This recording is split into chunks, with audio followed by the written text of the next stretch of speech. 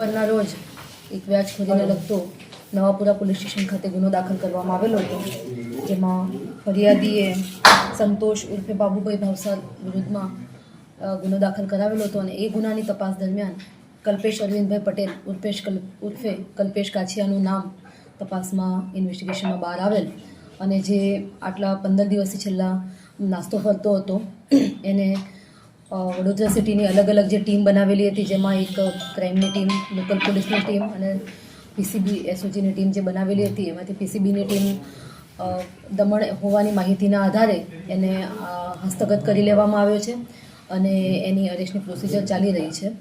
કલ્પેશ કાછિયો કે જે વડોદરા શહેરનો કુખ્યાત ગુનેગાર છે, તેની ઉપર 20 જેટલા અલગ અલગ ખૂનની કોશિશ, રાયોટિંગ, આર્મ્સ એક્ટના ગુનાઓ દાખલ થયેલા છે અને આ ઉપરાંત એની 5 વખત પાસા પણ થયેલી છે.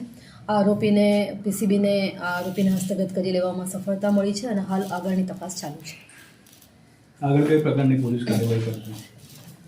એનો જે ગુનાહિત ઇતિહાસ છે એને ધ્યાને લઈને આ ફરિયાદીની કઈ રીતના એણે પૈસા આપ્યા હતા, કેટલી એના અકાઉન્ટ ડિટેલની અને અન્ય પણ જે પણ તપાસ છે કે જેના આધારે ગુનાને જે સપોર્ટિવ એવિડન્સ છે એ પણ કરવામાં આવશે. સાથે સાથે આનો ગુનાહિત ઇતિહાસ છે તો અન્ય પણ કોઈ છે કે નહીં આના ભોગ બનનાર, તો એની પણ તપાસ તો એના કઈ અકાઉન્ટ ડિટેલ બધા ચેક કરવામાં આવશે? હાલમાં તપાસ ચાલી રહી છે.